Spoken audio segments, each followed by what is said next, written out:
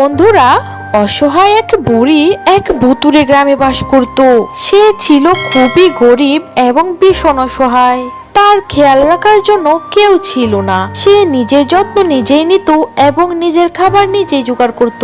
একদিন বুড়ি হাঁটতে হাঁটতে জঙ্গলের এক রাস্তা দিয়ে খাবারের খুঁজে চলছিল।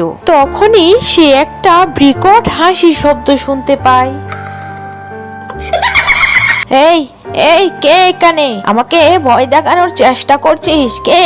বেরিয়ে আয় বলছি। আমি ভয় পাওয়ার পাত্রী নই। তোর ঘাড় মোটকে আমি খাবো। আমি এই বয়সে এমনি এমনি বুড়ো হয়নি রে।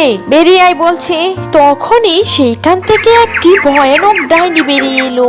দাঁড়াও বুড়িমা, কোথায় চললে? সারাদিন মানুষের ঘাড় মোটকে খেতে খেতে এখন আর ভালো লাগছে না। আজকে চিন্তা করলাম একটা ভালো কাজ করব। সারাদিন এত কাজ করো, এই বুড়ো বয়সে তোমার খেয়াল রাখার মতো কেউ নেই। আজ থেকে আমি তোমার খেয়াল রাখবো।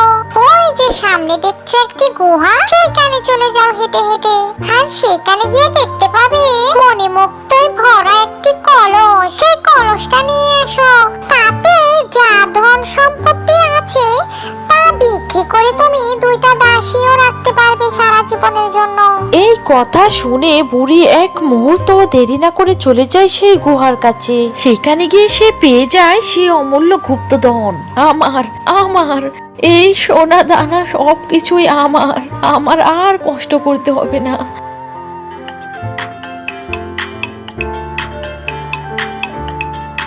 আপন মানুষ পর, ভূত দিল আমায় বর।